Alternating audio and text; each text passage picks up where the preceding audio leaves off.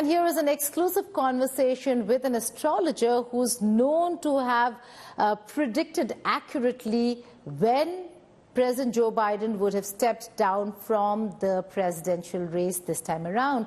She's had many other predictions as well. I spoke to her a while ago. Listen into what she has to say. This is an exclusive conversation with Amy Tripp. We're showing you a snippet over here. If you want to watch the whole interview, watch India Today Global.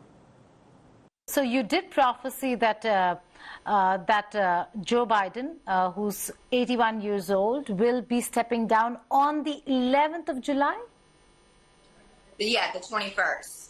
The 21st, yes. And on the 11th of August, you also predicted that Kamala Harris would be the nominee for the Democratic Party. Yes, in 2020, I predicted that because she was having her Saturn return, which happens to everyone around 60 years old and often shows an advancement of your job or some milestone in your life that's very significant related to your career. So it was not this August 11th, it was August 11th, 2020 that you'd already predicted that Kamala Harris will be the nominee for the Democratic Party. You are also predicting that Donald Trump could become the next U.S. president, but the polls show otherwise. What's your reading now, the latest reading? Is it changing? No, I'm not going to change. I predicted in 2022 that Donald Trump would be president before he even entered the race, because I looked at his birth chart and his transits, so the energy he's having on election night is extremely, extremely lucky. So even before he was in the race, I predicted he would win. So I've gotten this far, so I'm going to keep my prediction.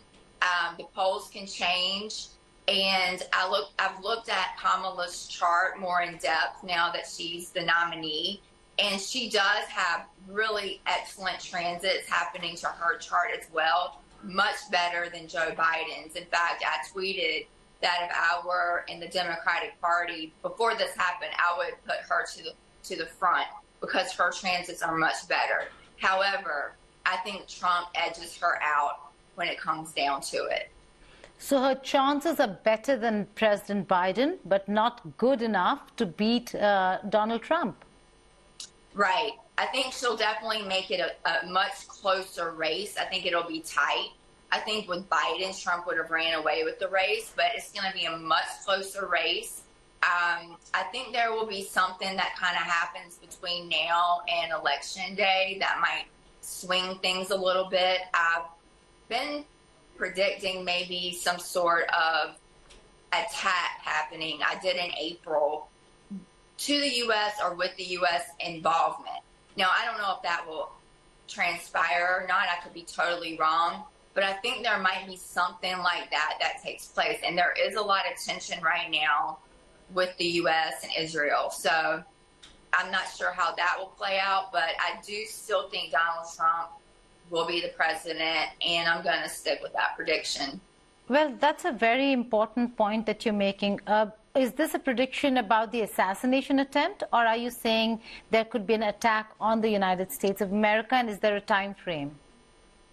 Yes. So this was when I was looking at the U.S. birth chart. So even countries have birth charts. So I was looking at the U.S. birth chart and saw some things that could show unexpected, maybe violence or chaos that affected the masses, the public. And I was also looking at a cycle that ties in with 9/11. This cycle lasts through 2025.